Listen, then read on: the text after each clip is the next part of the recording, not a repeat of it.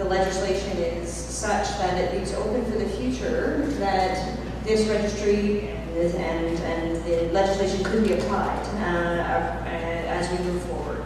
And given the extent to which things are in flux, I think it's important to think about what this might mean down the road. So I'm going to start by just, I'm going to be a bit provocative because that's kind of my job as an academic, so I'm going to do that. But I'm going to also start by getting us to think about some numbers that I think are valuable for perspective, because I think when we start talking about immigration in Ontario, context is particularly important in this case. Certainly we know that temporary foreign workers at present represent an average of roughly 0.26% of Ontario's labour market over the last decade, and they have the highest concentration in primary industry. This growth has been at the top end and at the low end, but is still highest at the low end. And in fact, we've had a 112% growth rate in lower skilled occupation. Next slide, please. And see how you can see that you have a perspective there at the bottom that shows that there's kind of an hourglass shape.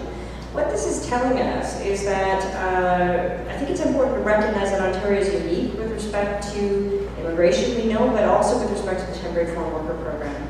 Given Ontario's strength and strong economy, it's not a surprise that Ontario handles more inflows and a greater range of skill levels with respect to the temporary foreign worker program than any other province. It's still the most popular destination for temporary foreign workers in all categories, but has concentrations in a number of subcategories.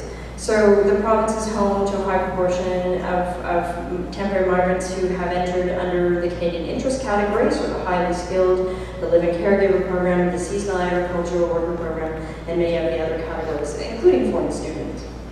So this means that Ontario is managing inflows of temporary foreign workers from increasingly specific and varied skill levels, countries of origins, occupations, each with their own package, I would say, of characteristics, needs, rights, benefits, pathways, etc.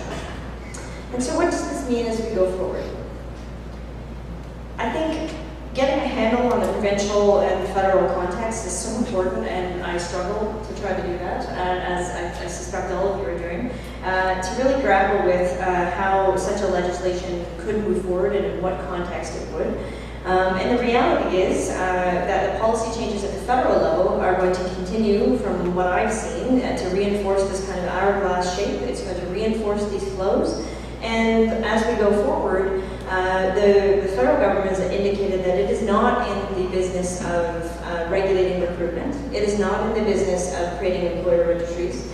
And it's fallen to provinces, and continuing historically has done so and will continue to regulate those areas, to deal with health and safety, to deal with labor, and that is the province's responsibilities. So when I was looking to this legislation, I was thinking, what governance gap is going to be addressed here?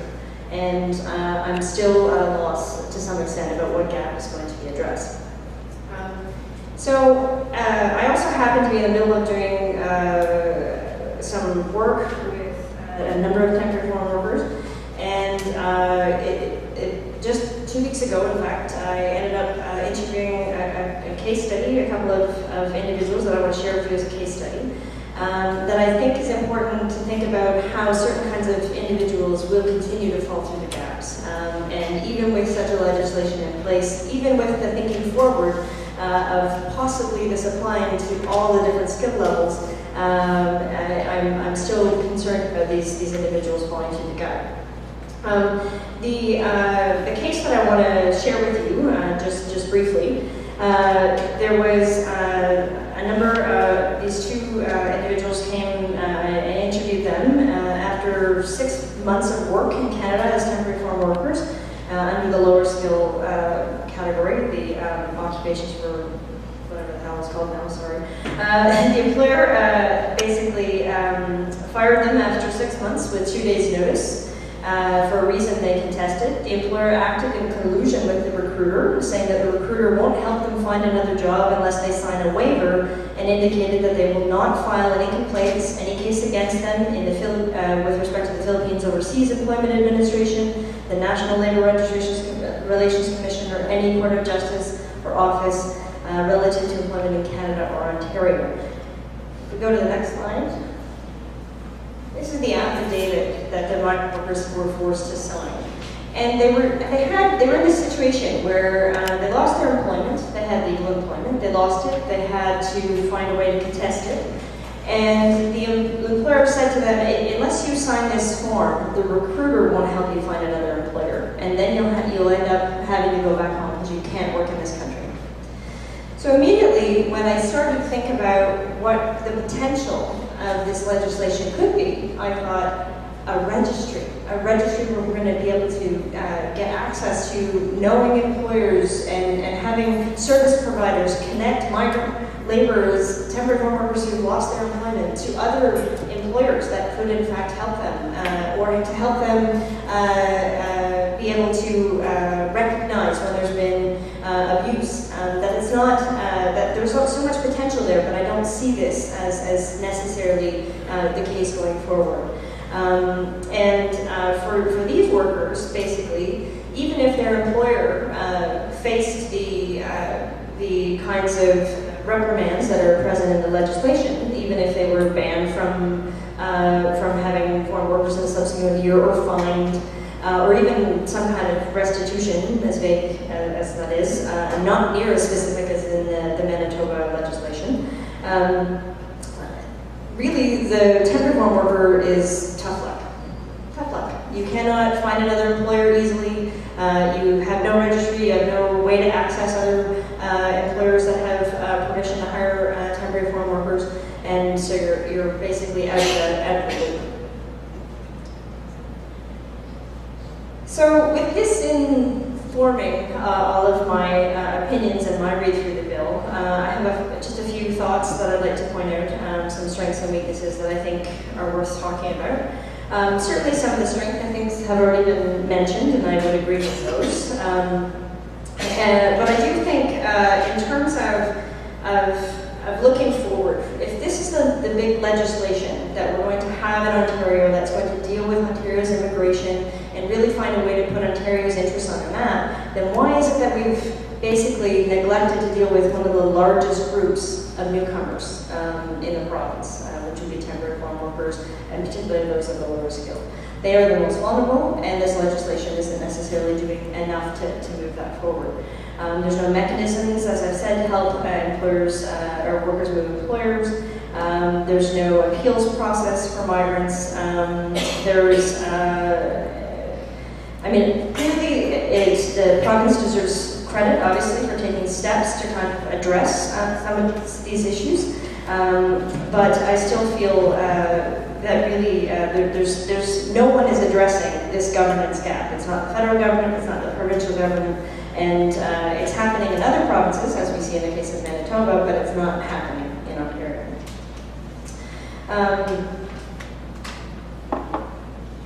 In terms of some of the other issues around, it's still a reactive kind of legislation. It still waits for abuse to happen.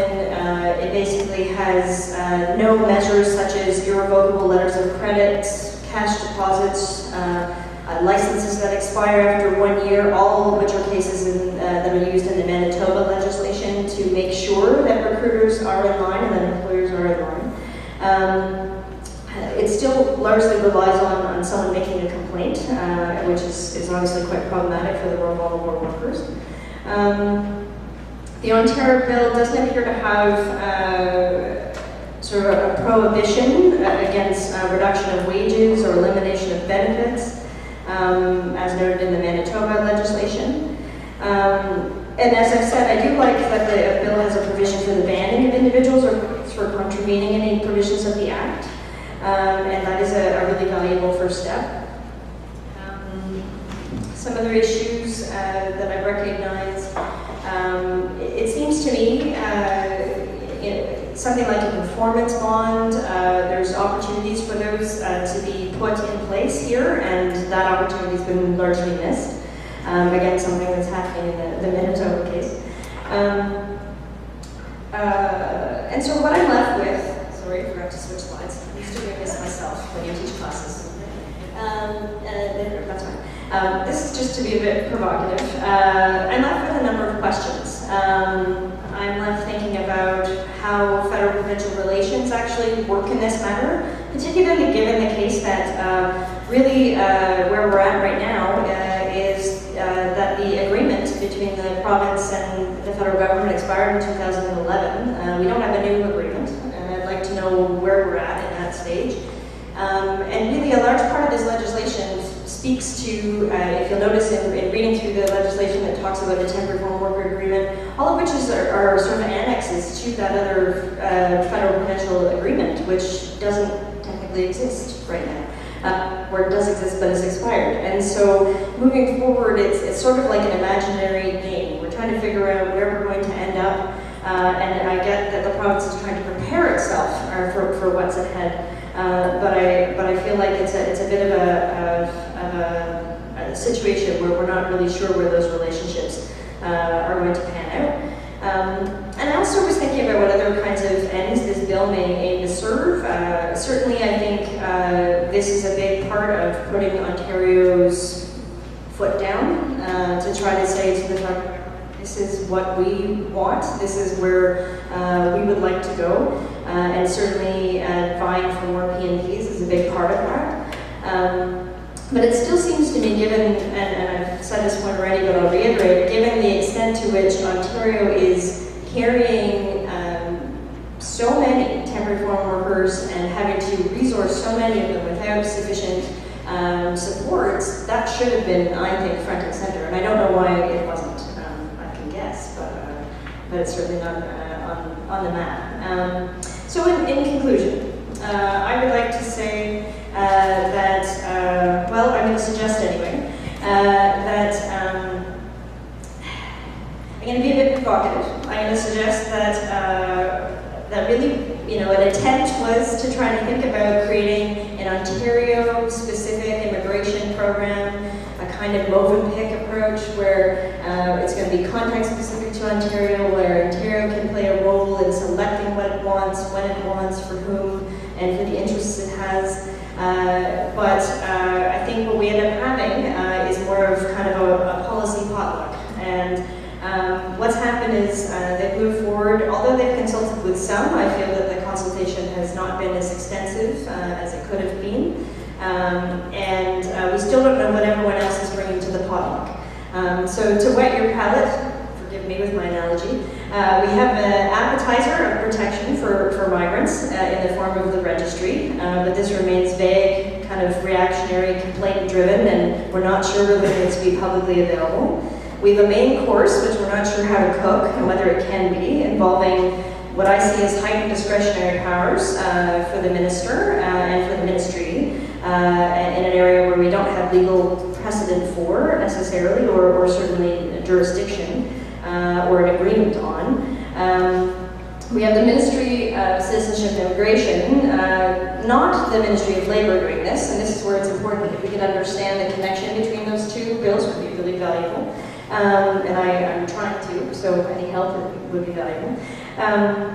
We've also, I think, neglected to consider the dietary requirements of our guests. And this is everything from thinking through how this legislation would fit in terms of the other legislation, but also in terms of really thinking about the realities of who is in Ontario, what newcomers are in Ontario. And we realize that there has been a decline in PRs, but there's been a really big surge in temporary foreign workers. Those are the people that are in our province. So legislation that attempts to kind of skirt around that, I think, is problematic.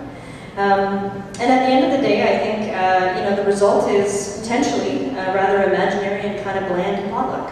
And I think we have to be careful and try to understand what others are going to bring to the party.